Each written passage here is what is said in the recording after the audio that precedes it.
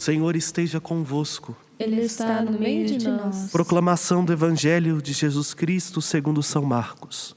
Glória a vós, Senhor. Naquele tempo, Jesus foi para o território da Judeia, do outro lado do rio Jordão. As multidões se reuniram de novo em torno de Jesus, e ele, como de costume, as ensinava. Alguns fariseus aproximaram-se de Jesus.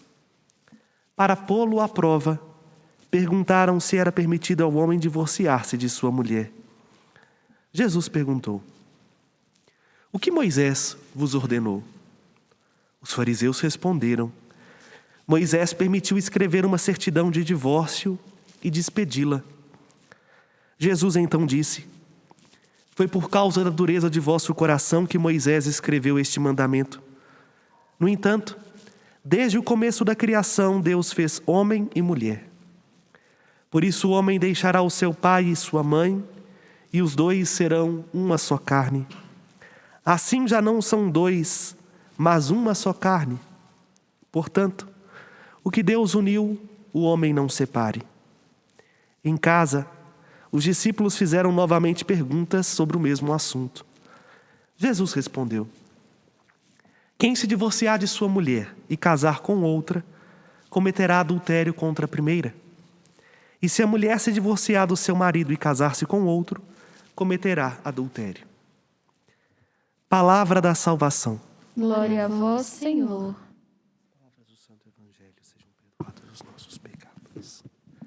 Mais uma vez quero saudar vocês que estão aqui neste santuário, fazendo essa experiência de renovação espiritual, de descanso em Deus e, na medida do possível em que São Pedro colabora, de contemplação das belezas naturais, apesar de que aqui hoje a neblina está bem espessa, mas é só uma questão de tempo.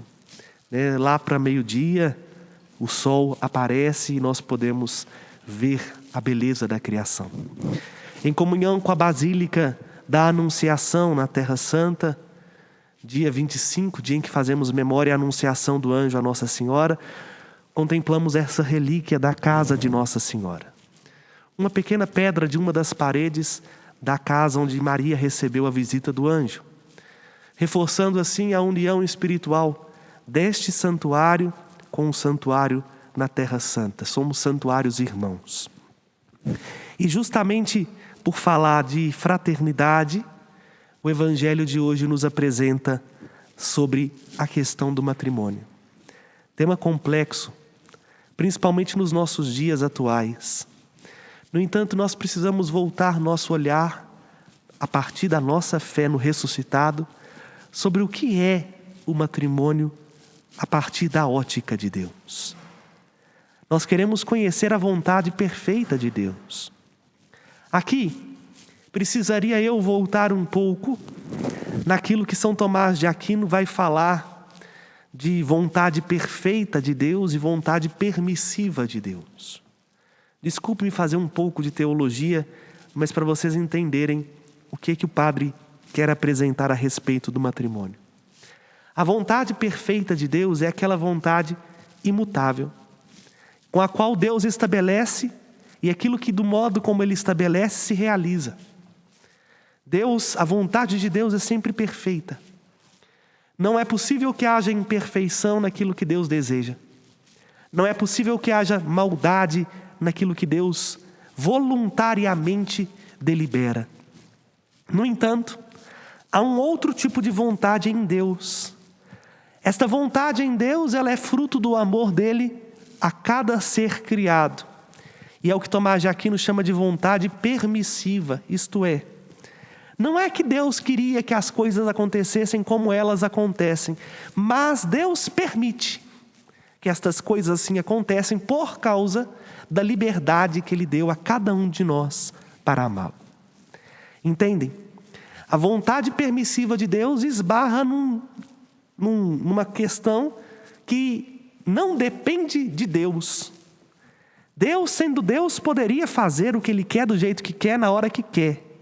Mas Ele se priva, Ele se poupa, porque nos ama e respeita a nossa decisão, a nossa liberdade.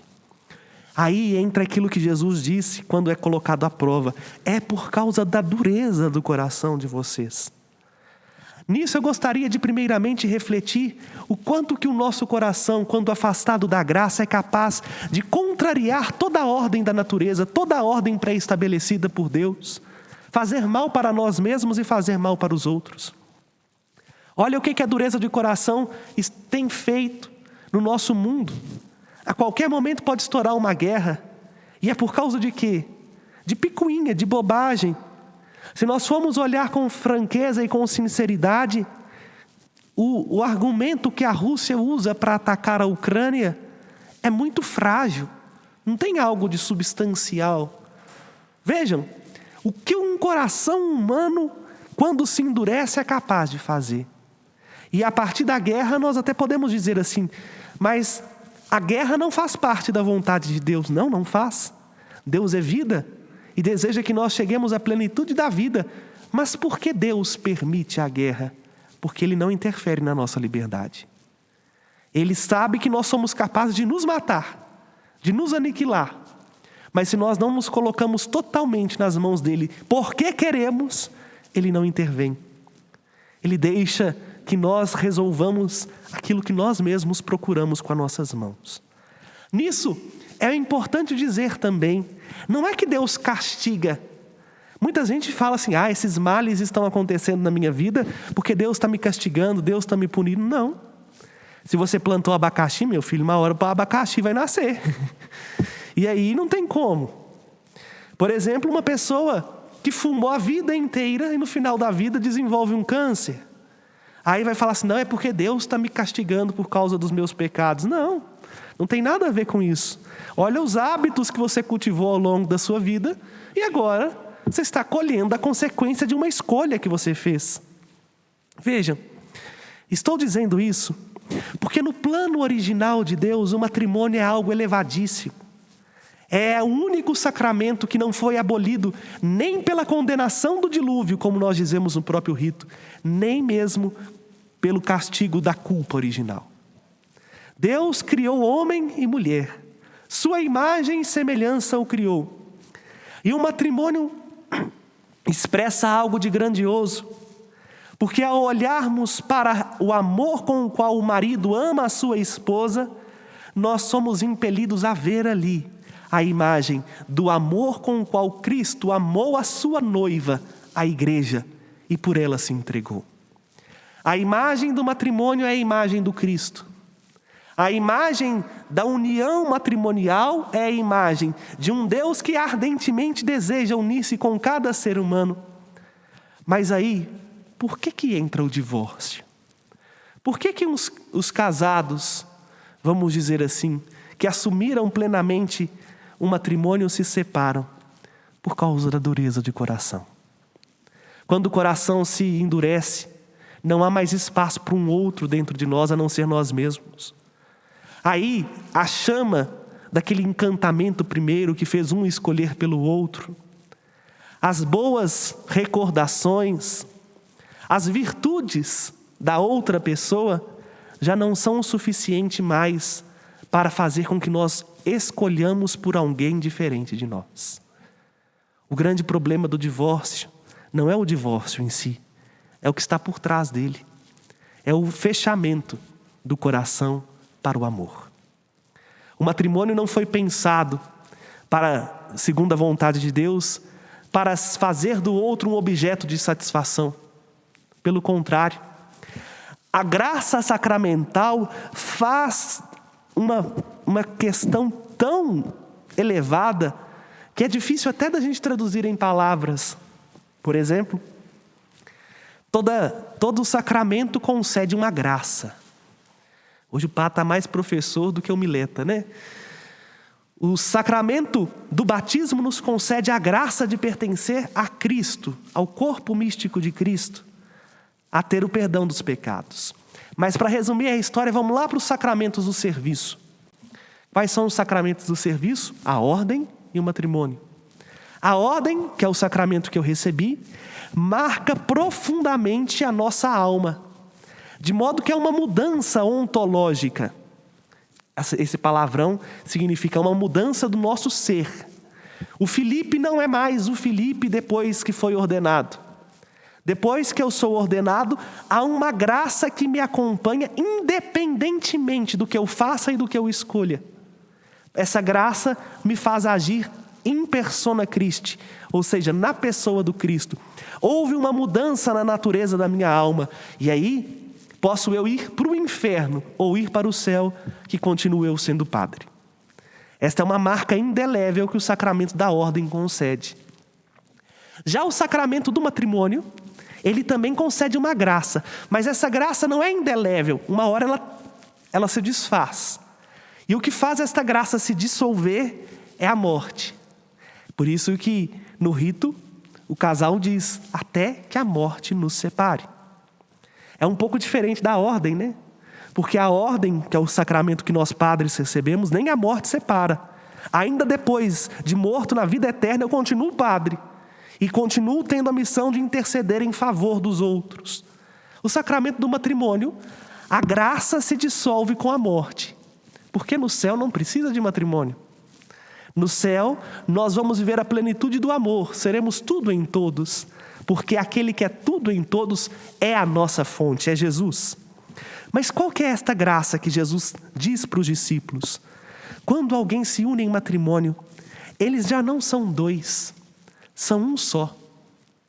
O matrimônio é uma relação a dois, mas não é a dois porque é o marido e a esposa. É a dois porque é este ser novo que cria marido, esposa, marido e Deus. Esta é a beleza do matrimônio.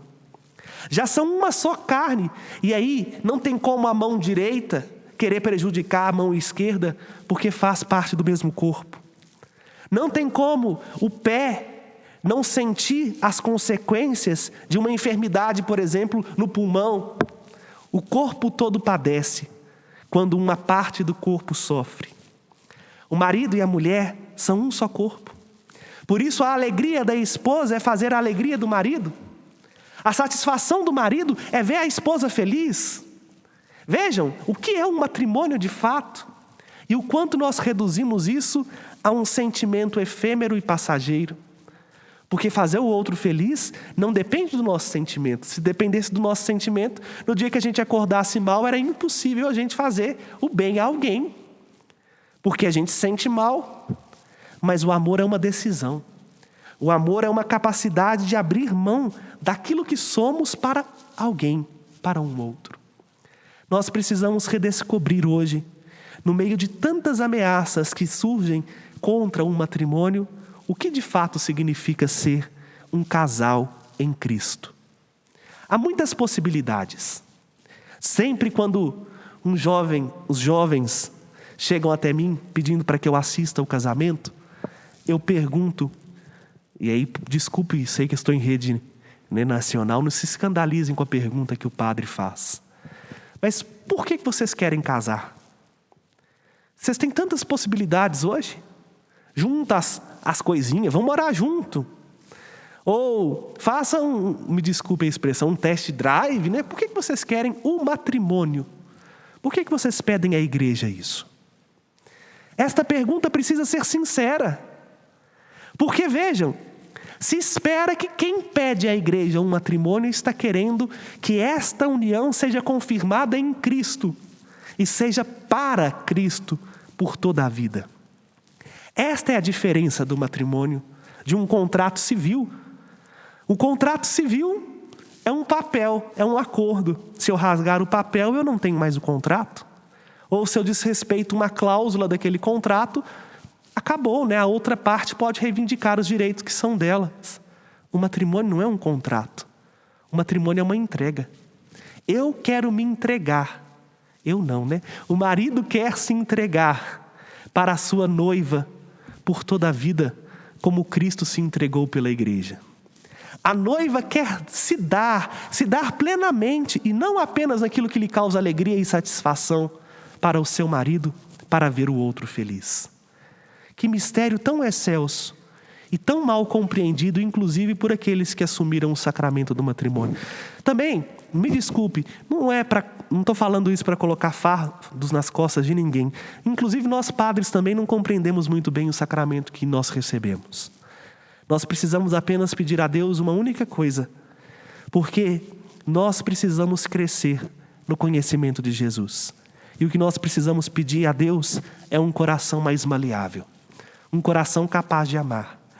No caso do matrimônio, amar aquele a quem você escolheu como seu companheiro, como sua companheira. No caso de quem não é casado, amar as pessoas que estão ao nosso lado com gratuidade e com generosidade.